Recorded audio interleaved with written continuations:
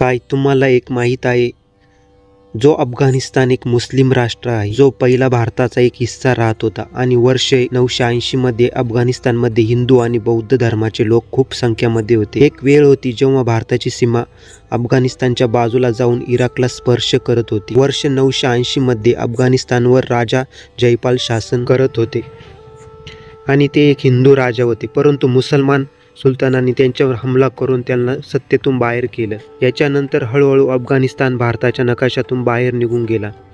17व्या शतकात तर अफगाणिस्तान नावाचं कोणतं राष्ट्रच नव्हतं। अफगाणिस्तान नावाचं प्रचलन अहमद शाह दुर्रानी या शासन काळात चालू झालं। भारतावर सगळ्यात पहिला यशस्वी हमला मोहम्मद बिन कासिमने केला होता आणि तेव्हा गांधार व हिंदू आणि बौद्ध धर्माचे खूप उच्च प्रगतीपथावर होते। परंतु 8व्या शतकात मुस्लिम शासनकर्त्यांनी आक्रमणांनी मुस्लिम धर्माचा प्रभाव वाढू लागला आणि असं संविधान स्वतः लिहिणारे स्वतः डॉक्टर भीमराव बाबासाहेब आंबेडकरांनी यांच्या पुस्तकात पाकिस्तान अथवा भारत का विभाजनमध्ये केला आहे। अफगाणिस्तानचा सरळ संबंध महाभारतपासून आहे। कौरवांची आई गांधारी पाकिस्तानच्या गांधार शहरातली होती। ते शहर आज कंधार नावाने ओळखलं जातं।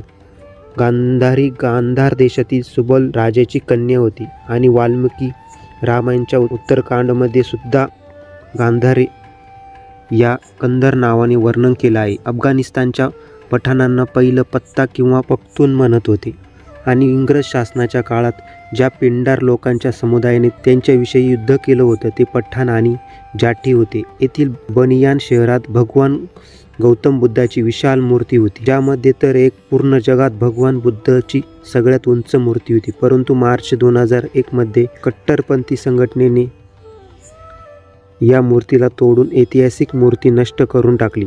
परंतु हे काम त्यांच्यासाठी इतकं सोपं नव्हतं। परंतु 5व्या शतकात बनवलेल्या या मूर्ती बलवा नावाच्या दगडाला कोरून बनवलेल्या होते आणि खूप विशाल होते।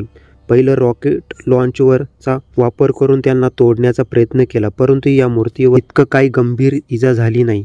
यानंतर मूर्तीमध्ये बनलेल्या लहान लहान खड्ड्यांमध्ये सुरंग लावून विस्फोट करण्याचा प्रयत्न केला गेला, परंतु यानेही काही काम नाही झालं।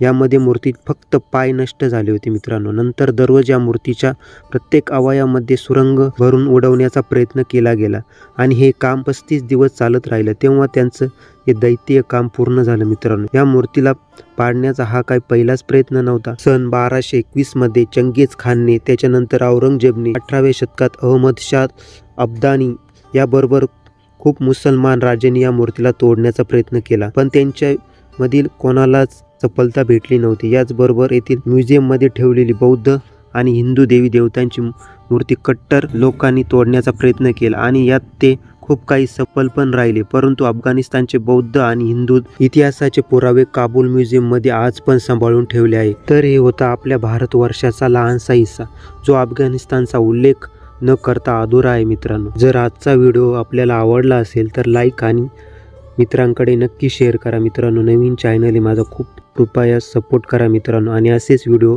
पाहण्यासाठी आमच्या चॅनलला नक्की सबस्क्राईब करा मित्रांनो। धन्यवाद।